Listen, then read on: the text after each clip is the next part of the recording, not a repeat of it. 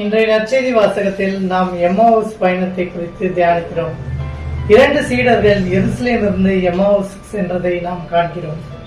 இயேசு தூய ஆவி வரும் வரை எருசலேமில் தங்கியிருங்கள் என்ற கூறிய வார்த்தை மீறி அவர்கள் எம்மாவுஸ்க்கு சென்றார்கள். இதை நாம் காணும்போது நம் கவலைகள் துக்கங்கள் வரும்போது நாம் கடவுளிடமிருந்து விட்டு செல்கிறோம். ஆனால் கடவுள் நம்மை தேடி வருகிறார். அந்த 2 சீடர்கள் எம்மாவுஸ்க்கு போகும் வழியில் கடவுள் அவரோடு உரையாட தொடங்குகிறார். இரண்டாவதாக இறை வார்த்தையை ஆண்டவர் இயேசு கிறிஸ்து அங்கு பகிர்கிறார். தொடக்கம் முதல் திருவிவிலியத்தில் தன்னை பற்றி குறிப்பிட்டவற்றை ஆண்டவர் இயேசு கிறிஸ்து 2 சீடர்களுக்கும் பகிர்கிறார்.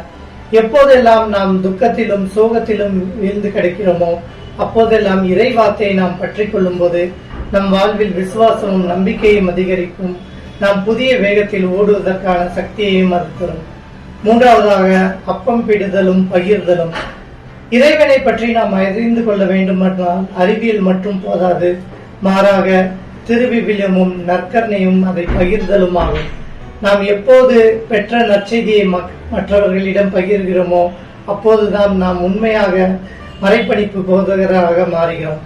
எனவே ஆண்டவர் இயேசு கிறிஸ்து கூறியது போல நாமும் எருசலேம் அவரோடு சேர்ந்து தங்கியிருப்போம். இறை ஞானத்திலும் இறை நம்பிக்கையிலும் வளர்வோம். ஆமென்.